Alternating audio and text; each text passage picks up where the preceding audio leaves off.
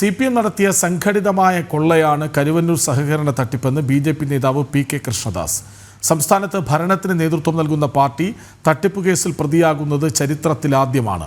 പ്രതികളായ K Radhakrishnan MP സ്ഥാനവും AC Moideen MLA സ്ഥാനവും ധാർമ്മികതയുണ്ടെങ്കിൽ രാജിവെക്കണമെന്നും PK കൃഷ്ണദാസ് ആവശ്യപ്പെട്ടു.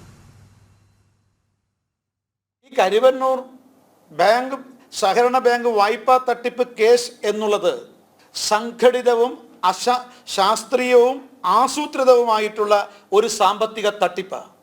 സംഘടിത കുറ്റകൃത്യത്തിൻ്റെ കേന്ദ്രമായി CPM അധപ്പതിച്ചിരിക്കുകയാണ്. നമ്മുടെ രാജ്യത്തിൻ്റെ ചരിത്രത്തിൽ കള്ളപ്പണം വെളുപ്പിക്കുന്ന കേസിൽ ഭരണകക്ഷി, സംസ്ഥാനത്തിൻ്റെ ഭരണത്തിന് നേതൃത്വം കൊടുക്കുന്ന പാർട്ടി പ്രതിയാകുന്നത് നമ്മുടെ രാജ്യത്തിൻ്റെ ജനാധിപത്യ ചരിത്രത്തിൽ തന്നെ ആദ്യ സംഭവമാണ്. വിധി അന്വേഷണം കുറ്റപത്രം സമർപ്പിച്ചിരിക്കുന്നു. വിധി വരുന്നതുവരെ അദ്ദേഹം MP സ്ഥാനത്ത് രാജിവെക്കേണ്ടതാണ്. അദ്ദേഹം ജനപ്രതിനിധി എന്ന നിലയിൽ ഇനി ആ സ്ഥാനത്ത് തുടരാൻ അദ്ദേഹത്തിന് ധാർമ്മികമായിട്ട് അവകാശമില്ല.